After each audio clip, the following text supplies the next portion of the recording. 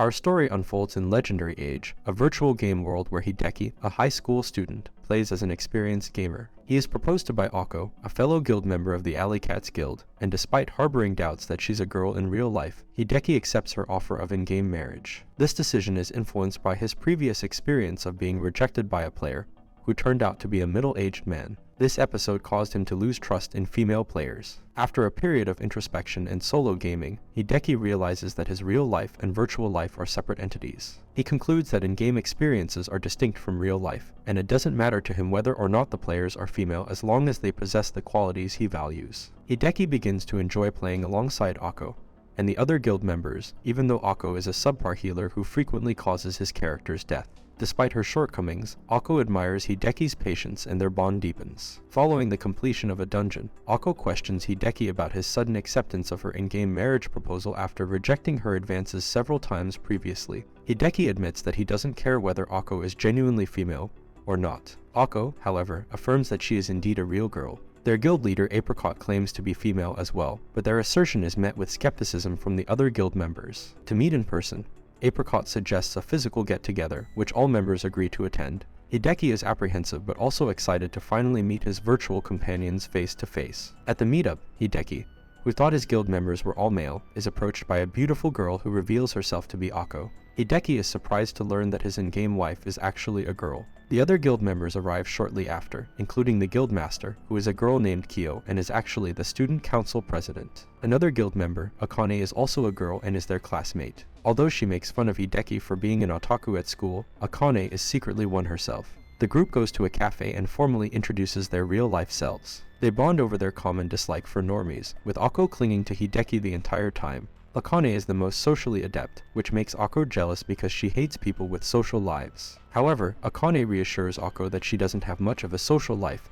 and doesn't even want a boyfriend, so she can spend more time playing games. At the end of the meetup, Hideki apologizes for assuming that all the guild members were guys. They forgive him, and everyone looks forward to seeing each other at school. However, Hideki and Akane agree to keep their real life and in-game lives separate and continue to act like strangers at school. Akane doesn't want people to know that she's an otaku, as it would ruin her reputation. As the sun sets and the day comes to a close, Hideki sits down to play Legendary Age, picturing his guildmates as their real-life counterparts. The following day at school, Akko pays him a visit in class and proudly calls him by his in-game username, Rusion, declaring that she is his wife. This causes confusion among their classmates, and Hideki and Akane quickly pull Akko out of the classroom. They attempt to explain that their school and game lives are meant to be separate, but Akko struggles to understand and takes it as a rejection of her friendship. They come to realize that she can't differentiate between her real life and her in-game life. Later, Kyo forms an online gaming club and invites Hideki, Akane, and Akko to join. Initially hesitant, Akane eventually agrees after being tempted by the high-end gaming equipment provided by Kyo. The club's goal is to help Akko understand the difference between her two worlds and to separate them. They hope that playing together in the same room will help her grasp this concept. During their gameplay session, Hideki unexpectedly encounters Nekoheim, the middle-aged man who had previously rejected him. Nekoheim is surprised to see that Hideki is still playing the game after Nekoheim had rejected Hideki's in-game proposal 2 years ago, stating that she was actually a guy in real life. The next day, the club meets up to play Legendary Age together. Hideki notices that Akko has equipped herself with bad gear and convinces her to use a more effective, flame-resistant robe. However, Akko struggles with the new gear and the unfamiliar computer settings, leading Hideki to play both his character and hers to keep their guild from being wiped out. After their gaming session, Kyo informs them that they need a faculty advisor to oversee their club activities, or else it may be shut down. That night, Hideki seeks advice from Nekoheim in-game, which makes Akko jealous. The following day, they learn that Akko has stopped coming to school again and they confront her in-game, only to discover that she has been preparing for an offline meeting with an unknown stranger from Legendary Age. The club is strongly against it, but Akko logs out of the game before they can persuade her otherwise. Akane and Kyo discover the place and time of the meeting and confront Hideki to get him to stop. He admits that spending time with the real Akko has caused him to develop feelings for her outside of the game, and he doesn't want to lose her to a random stranger. He rushes to the meetup location and arrives just in time to confront Akko, but the stranger has not yet appeared. Suddenly, their teacher Yui shows up, and she's shocked to hear Akko call Hideki by his in-game username, Rusion. Hideki then realizes that Yui is actually Nekoheim, the man who had rejected him previously, and that she had pretended to be a man when she was actually a woman. Akko had planned to meet up with Nekoheim to confront her in person, and tell her to stay away from her husband. In response, Akko attacks Yui, who instinctively tackles her to the ground. Kyo recruits Yui to be the club's new advisor, and Yui can't reject Kyo's offer after the confrontation. Time passes, and Akko becomes distressed when rumors about her and Hideki's relationship begin to spread. Akko had done everything she could to create a barrier around herself, but her classmates are now breaking through that barrier and gossiping with her about her relationship with Hideki, which is very overwhelming for an introvert like her. As Akko seeks advice from her friends about this situation, Akane's friend Nanako enters the club room. Akane becomes anxious as Nanako questions her about the club and why she's there. Trying to protect her reputation, Akane tries to push Nanako out of their club.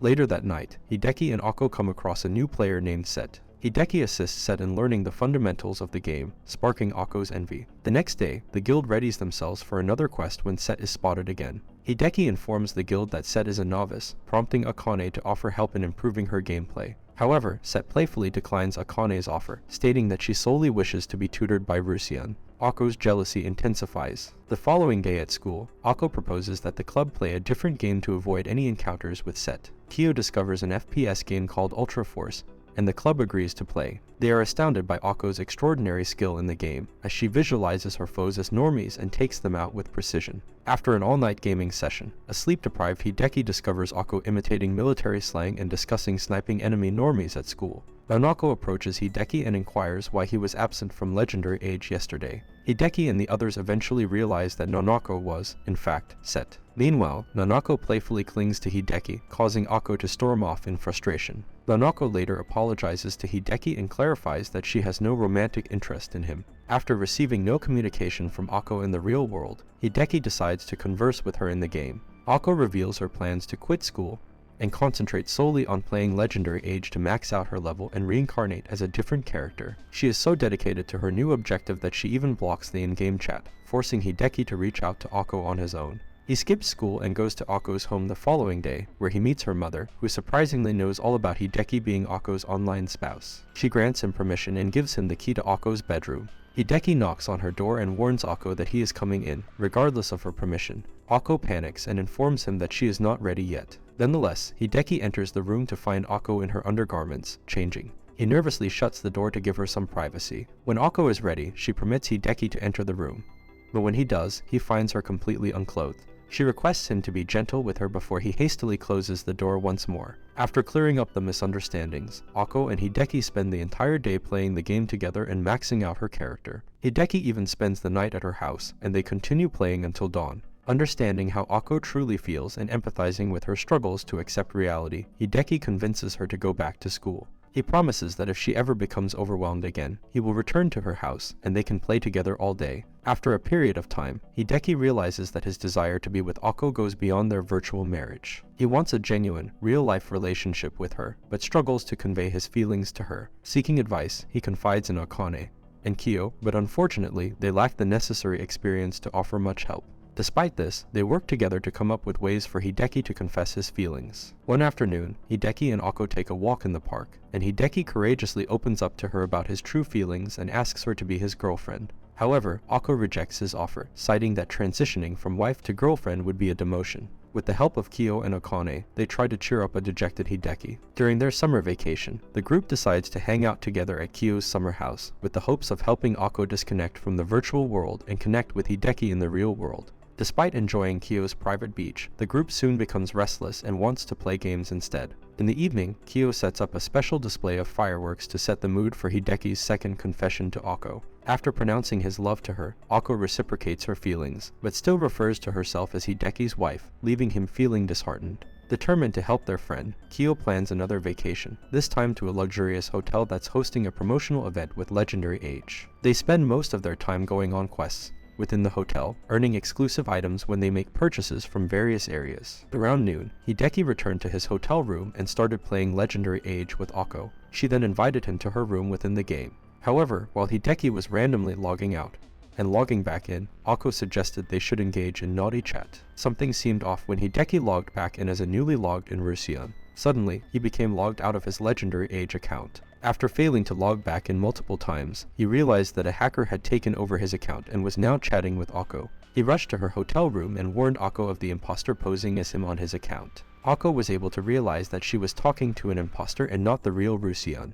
Hideki took a look at their couple's chat box, in which the hacked Rusion made very aggressive advances to Akko. She apologized to Hideki for briefly mistaking the hacked Rusion for the real one. However, Hideki reassured her that she was the victim here, and that it was his mistake that led to this situation. Kyo and the others dropped by to assess the damage done to Hideki's account. Despite regaining access to his account, his character Rusion had been deleted. While Akko grieved over his disappearance, the group resolved to do what they could to at the very least help regain Hideki's items. Nekoheim gets help from her own guildmates, and Kyo and Hideki comes across a merchant under the name Rotten selling some of Rusion's items at ridiculously high prices. They give Rotten's information to the admins, but since his IP address didn't match the one who hacked Hideki, they couldn't prove that Rotten was the one who hacked him. Meanwhile, members of Nekoheim's guild managed to recover Hideki's in-game wedding ring, much to Akko's delight. Later on, Hideki and his guildmates received a URL of a hacking blog ran and operated by an experienced hacker and scammer who recently bragged about Hideki's account hack.